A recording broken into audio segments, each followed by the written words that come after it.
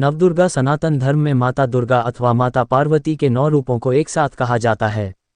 इन नवों दुर्गा को पापों की विनाशिनी कहा जाता है। हर देवी के अलग अलग वाहन हैं, अस्त्र शस्त्र हैं, परंतु यह सब एक हैं। नवरात्र के 9 दिनों में आदिशक्ति दुर्गा के 9 रूपों का पूजन किया जाता है। दुर्गा के जिन 9 रूपों का पूजन किया जाता है उनमें पहला शैलपुत्री, दूसरा ब्रह्मचारिणी, तीसरा चंद्रघंटा, चौथा कूष्मांडा, पांचवां स्कंदमाता, छठा कात्यायनी, सातवां कालरात्रि, आठवां महागौरी और 9वां सिद्धिदात्री का स्वरूप है।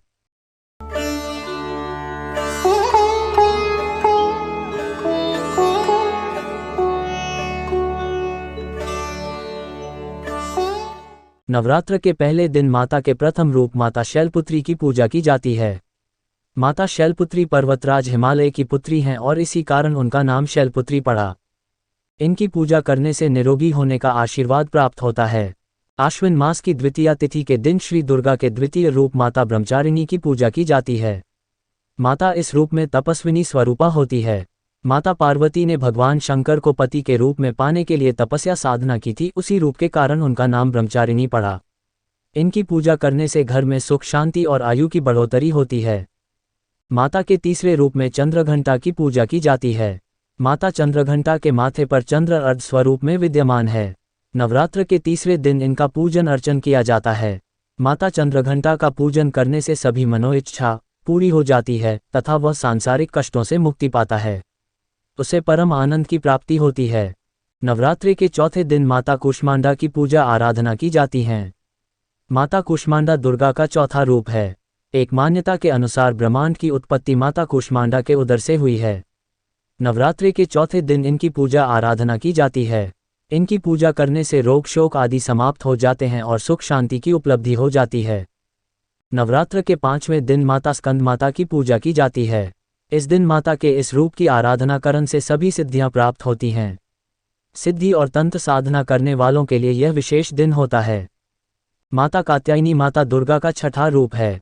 आश्विन मास की षष्ठी तिथि को माता के इस रूप की पूजा की जाती है।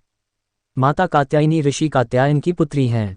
माता को अपनी तपस्या से प्रसन्न करने के बाद उनके यहाँ माता ने पुत्री रूप में जन्म लिया, इसी कारण वे कात्यायनी कहलाईं। नवरात्र के छठे दिन इनकी पूजा आराधना की जाती है। इनकी पूजा करने से आकर्षण शक्ति में वृद्धि होती है और मनचाहा वर और वधू प्राप्त होते हैं। घर में मंगल कार्य संपन्न होते हैं। नवरात्रि के 7वें दिन माता कालरात्रि की पूजा की जाती है। ये माता काल अर्थात बुरी शक्तियों का नाश करने वाली हैं, इसलिए इन्हें कालरात्रि के नाम से जाना जाता है। माता दुर्गा का यह 7वां रूप है। इनकी पूजा करने से अचानक आने वाली कठिनाइयों से मुक्ति मिलती है और युद्ध में विजय प्राप्त होती है। इनकी पूजा करने से बुरी शक्तियां नष्ट हो जाती है। नवरात्रि के 8वें दिन को दुर्गा अष्टमी कहा जाता है। दुर्गा अष्टमी के दिन माता के 8वें रूप महागौरी की पूजा की जाती है। अपने गोरे रंग के कारण इनका नाम महागौरी पड़ा है। माता के महागौरी रूप का पूजन करने पर माता प्रसन्न होकर उपवासक के हर असंभव कार्य को भी संभव कर आशीर्वाद देती हैं।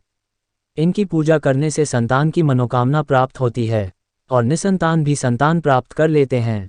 नवरात्र के 9वें दिन माता सिद्धिदात्री की पूजा आराधना का होता है। माता सिद्धिदात्री को सभी प्रकार की सिद्धियां देने वाली कहा गया है। नवरात्रि के 9वें दिन इनकी पूजा और आराधना की जाती है। इन्हें सिद्धियों की स्वामिनी भी कहा जाता है। इनकी पूजा करने से मृत्यु का भय समाप्त होता है और अनहोनी होने से बचाव होता है।